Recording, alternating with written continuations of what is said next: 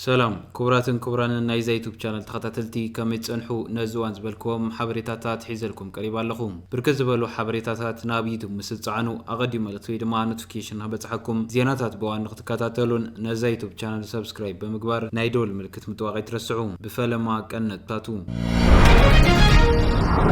قدما منستر ابي حمد زرقحو ني حاسوت حبريتا ازرارب خوينو مزرقحو دحر ساعات نخورد غيرم والو قدما منستر ابي حمد زغربو حاسوت سيبو بيت صحفتو مغلص وصيلو اتو جوار محمد طيتن درونن اكسبورت غيرنا زبل حاسوت مسمرلهم بتفح كدغمو مسلي كاب انترنت اوريدوم لطيفوم زبل قلد مسل غبره ملسيبو مالو توسخلو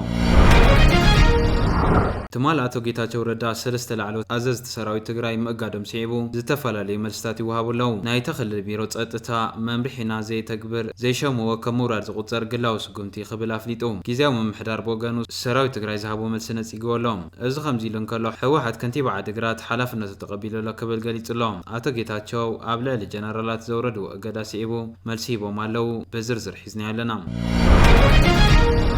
መንግስት ኤርትራ ጀነራላት ሰራዊት ኢትዮጵያ ነቂፉ ምስብልጽግና ዘአተወ ናይ ቃላት መመላስ ናይ ውስጥ ሽግራት ንምሽፋን ዝግበር ጉያ ኢለዎም በምስላ ዝተሰነየ ናይ መንግስት ኤርትራ መግለጽን ሚኒስትር ዜና ኤርትራ ንጀነራል ጻድቃን ዘሃቦ ግብረ መልስን በዝርዝር ከስማዓኩም ሓቢርናን ከታተል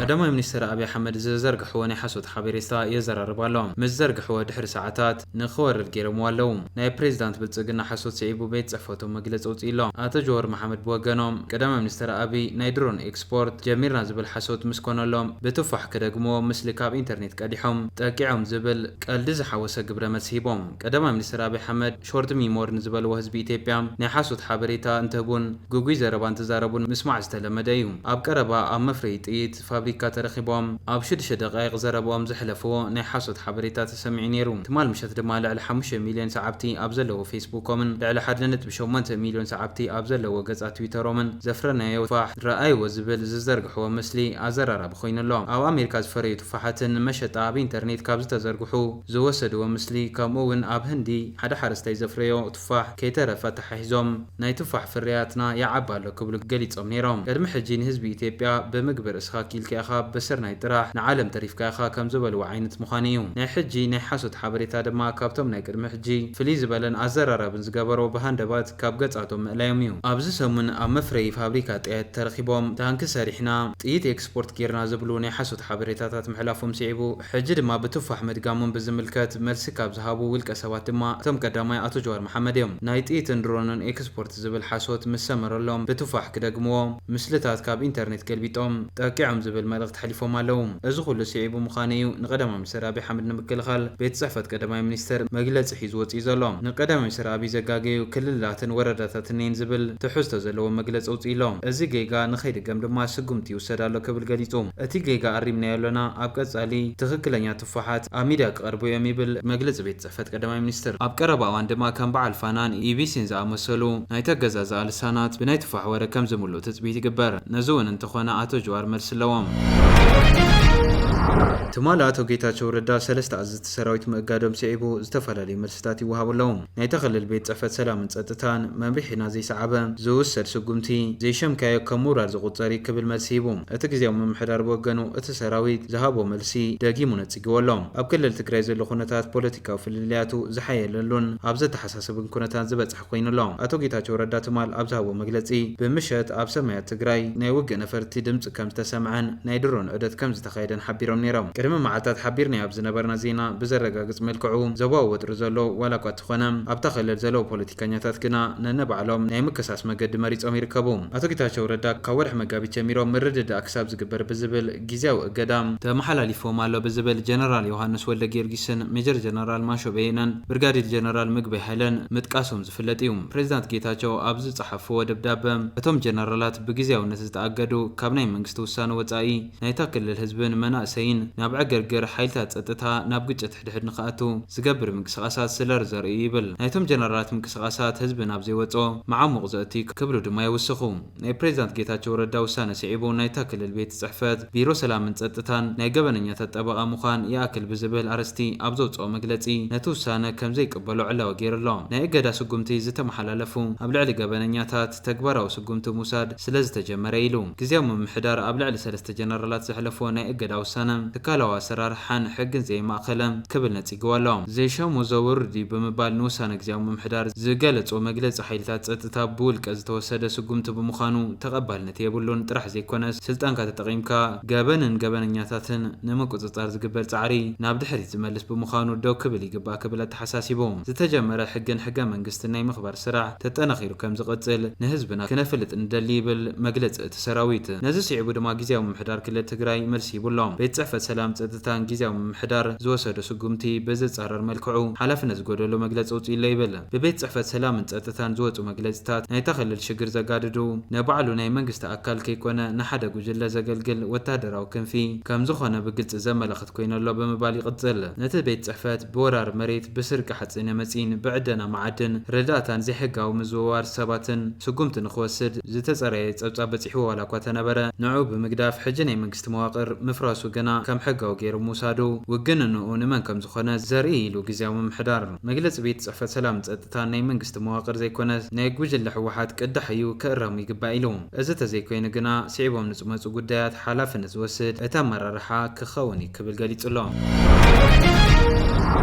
ኤርትራ ንመግለጺ ጀነራል ጻድቃን ገብረ መልሲ ሂባ። ኣብ መንጎ ኤርትራን ኢትዮጵያን ኣብ ዝኾነ ህሞት ኩናት ክውላዕ ከም ዝኽእል ዝምጉት መግለጺ ሌተናል ጀነራል ጻድቃን ገብረትንሳይ መርኣያ ናይቲ ብወገን ኢትዮጵያ ዝጋውሕ ዘሎ ድሌት ኩናት እዩ ክትብል ኤርትራ ገብረ መልሲ ሂባ። ሚኒስትሪ ዜና ኤርትራ ሎሚ ሰሉስ ኣብ ዘውፅኦ ጽሑፍ እቲ ጀነራል ኣካል ናይቲ ብሓይሊ ንኤርትራውነት ወደብ ዓሰብ ንምጉባጥ ዝህቅን ኣጀንዳ እዩ ክብል ነቒፉ። ኣባል ካቢነ ግዜያዊ ምምሕዳር ትግራይ ዝኾነ ጀነራል ጻድቃን ብሶኒ 10 መጋቢት ኣብ ዘውፅኦ ጽሑፍ እቲ ኣብ መንጎ ኣስመራን ኣዲስ ኣበባን ዝህሉ ሓድሽ ኩናት ንኻርታ ሃገራት ዝቕይረን ከም ዝኸውን ምእማቱ እውን ንብዙሓት ኤርትራውያን ቁጢዕሎም። እቲ ዝውላዕ ካልእ ኩናት ነዊሕ ከም ዝኸውን ዝገለጸ ጀነራል ጻድቃን ደው ምስ በለ ግን እዚ ሕጂ ንፈልጦ ጂኦግራፊካዊ ሃገር ብኸማይ ክቕጽልን ይብል። ኣስመራ ሎሚ ብመገዲ ሚኒስትሪ የማነ ገብረ መስቀል ኣቢላ ኣብ ዝሃበቶ መልሲ ኣብ እዋን እቲ ካብ 1998 ክሳብ 2000 ዝተኻየደ ዳቦ ኩናት ኢትዮጵያን ኤርትራን ወገን ኣዲስ ኣበባን ወደብ ዓሰብ ንምቁጽጻር ዕላማ ከም ዝነበረ ገሊጹሎም። እዚ ድማ ኣብ እዋን ሳልሳይ ወራር 2000 ተፈቲኑ እዩ ክብል እውን እቲ ሚኒስትር ኣብ ኤክስ ኣብ ዘውፅኦ ጽሑፍ ይጠቅስ።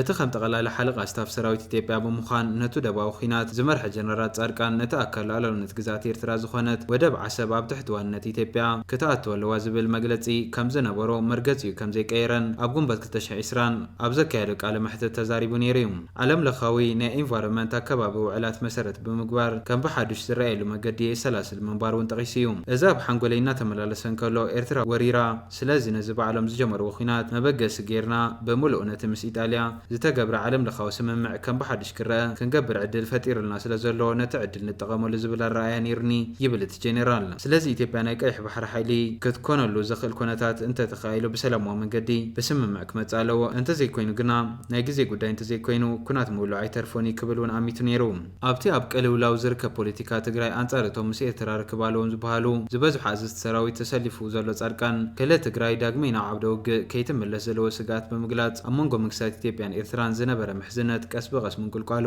ናብ ኩናት ምእታው ዘይተርፊ ዝመስል ክብል እዩ ኣብቲ ኣፍሪካ ሪፖርት ዝተባሃለ መርበብ ሓበሬታ ዘውፅኦ ጽሑፍ ዝምጉት። ትግራይ ዓውደ ውግእ ኢትዮጵያን ኤርትራን ክትከውን ኣይትክእልን እያ ብዝብል ኣርስቲ ኣብ ዘውፅኦ ዓንቀጽ ግን ብዛዕባ ናብ ኩናት ዝመርሕ ምንቅስቓስ ይኹን ተግባራት ዘቕረቦ ጭቡጥ ምርትዖታት የለን። ኤርትራ ብወገና ናይ መወዳእታ ምድላዋት ይግበር ከም ዘሎ ምጥቃሱ እውን ብዛዕባ እቲ ወገን ኢትዮጵያ ዝድለ ዘሎ ዝበለተ ኩናት ኣፍልጦ ከም ዘለዎ ዝእምት እዩ ክትብል እያ መልሲ ሂባትሉ ዘላ። ጻድቃን ምናልባት ከይተፈለጦ ብዛዕባ እቲ ኩናት ዝብህግ ኣጀንዳ ኣፍልጦ ከም ዘለዎ ኣቃሊዕሎ ይብል መግለጺ ሚኒስትሪ ዜና ኤርትራ። ዋላ እኳ ብዛዕባ ሰላም ንብዓት ሓርገጽ እንተፍሰሰም ቀንዲ ሃቆንኡ ግን ነቲ ናይ ኩናት ኣጀንዳ ዘለዎ ጉጅልኡ ምጉስጓስን ምልዓልን ብምባል ብዛዕባ ምሕጻር ናይቲ ኩናት መዘራቡ መርኣያ ምዃኑ ኣስመራ ትምጉት። ጀነራል ጻድቃን ኣብ ጽሑፍ ረብሓታት ትግራይ ነቲ ኩናት ብምውጋድ እዩ ዝረጋገጽ ዘይከኣል እንተኮይኑ ድማ ዕድመ ናይቲ ኩናት ምሕጻር ህልውና ምርግጋጽ ይብል። ኩናት ንምውጋድ ዝግበር ጻዕርታት እንተፈሺሉ ብኹሉ ኣገባብ ወተሃደራዊ ወታደራውን ዲፕሎማሲያውን እትኹናት ብዝቐልጠፈ ደው ክብል ንረብሓ ትግራይ ዞባ ቀርኒ ኣፍሪካን ዘገልግል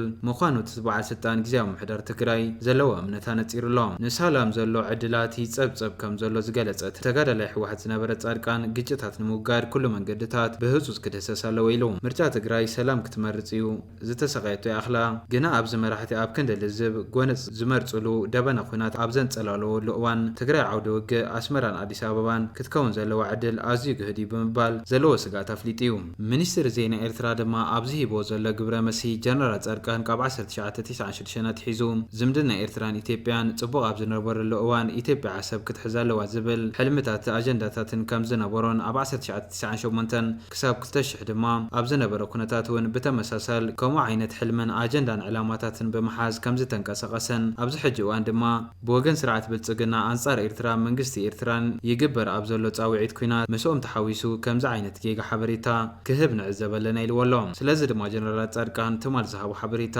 ኢትዮጵያ ምስ ኤርትራ ንምውጋእ ሙሉእ ብምሉእ ምድላዋ ተጻፍፋላ ኩናት ኣብ ዝኾነ ይኹን ሰዓት ክውላዕ ይኽእል እዩ እዚ ኩናት ከዓ ካርታ ናይ ቀርኒ ኣፍሪካ ዝቕይር ኩናት ክኸውን እዩ ዝብል ሓበሬታ ካብ ጌጋ እማረታቱ ካብ ሕሉፍ ዝብገስ ከም ዝኾነ እዩ ሚኒስትር ዜና ኤርትራ ኣቶ የማነ ገብረ መስቀል ገሊጹ ዘሎ ሚኒስትር ዜና ኣቶ የማነ ገብረ መስቀል ብተወሳኺ እዚ ናይ ጸድቃን ከምዚ ዓይነት ዘረባታት ካብ ሕሉፍ ክመሃር ዘይከኣለ ሕጂ ከዓ መሳርሒ ስርዓት ብልጽግና ብምዃን ዘሕልፎ ዘሎ መልእኽታት ካብ ሃልኪ ፕሮፓጋንዳ ሓሊፉ ዘፍርዮ ነገር ከም ዘይህሉ ኣብ መደምደምትኡ ገሊጹ ኣሎ እዚ ከምዚ ኢሉ እንከሎም ጋዜጠኛታት ቪኦኤ ኣብ ኤርትራ ኣብ ዘካየድዎ ዒዶት ህሉ ኩነታት ህዝብታት እታ ሃገር እንታይ ከም ዝመስል ከም ዝስዕብ ኣቕሪቦም ተወልደ ወልደ ገብርኤል ኣስመራ ቀኒዩ ተመሊሱሎ بعرفت مالتي قرب ككافلنا عديمي له تولد كلت حطتاتين زلوان مخنياتو بجيزي مخنيات تقدامي حفشة وتعزبتك بإرتراز له خنتات من نبابرو خنتات تهزب قلت قلنا ومن يا بزعوا من نبابرو خنتاتن كن بزرابنا انتهي تنكف كبردلي دمس أمريكا VOA أب إرتراز له وتبصحنت بزقرم خنتات كعل قمتي بتعمي سفح سمعي خمزلنا ايو بدقيق خمز كتاتلنا ايو كساب رئيتات زهولو على قراربانا خيترفه حسابهم زكافلو غبابي زلو لازم الباتن صفف حبريتا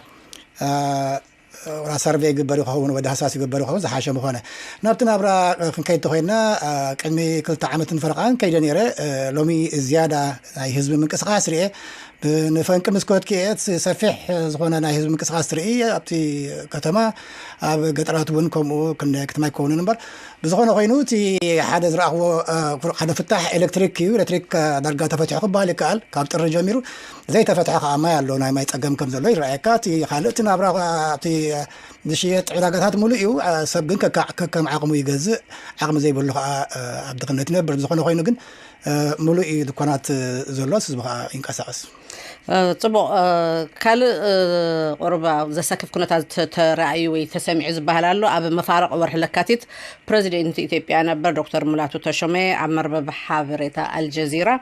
دحرز صحافو عنقصن بوغن ايرترا كاملاش مستوهبه ابت زوبا خوينات كيف ترزبل سغاتات بزحات كخسمعوني رممو بزعبا زرق ነገር አለው ዶፍት ባይታ وحجتي زينات حزب بولي كتاتلو بدمص امريكا بفلاي كتاتلو كل سميعو اي تزبلكيون دحريو تي منغست ايثيوبياون تريتو ناي ولقريتو يزبلون كال ملاش توهيبو نيرو نزو كل كتاتلو اي تي دحرواي مرسي قرب كرغاغو اميخل سخون خوينا ابايتا زرعي ولا حانت ነገር የለን ابتي ازراخو مالتي ابتي عابي غفيح اسمران ابت خبابن ምናልባት ዝራእኽዎ ዘይኮነ ግን ገለገለ ተሰምዑኻ ኣብ ዓሰብ ገለገለ ታዕሊማት ይካየድ ዝብሉ ካለው ብዙሕ ግን እዚ ከዓ ካብ ናይ መንግስታዊ ምንጫ ኣይኮነን ግን ከምኡ ትሰምዕ በታ ሓደ ከዓ ኣብ መምፅአይን ወላ ሕጂ ንሪኦ ዘለኹ ከዓ እቲ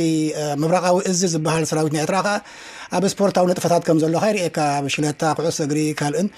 ኣብ ጽዑቕ ስፖርታዊ ውድድራት ከም ዘሎ ይርአየካ እሞ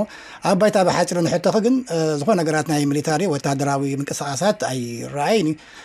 ከምቲ ኩሉ ሳዕ ዝኾነ ከይዱ ዝብሎ ከዓ ብረት እውን ኣይረኣየን እዩ ኣብ ከተማ ኣስመራ ስለዚ እዚ መስል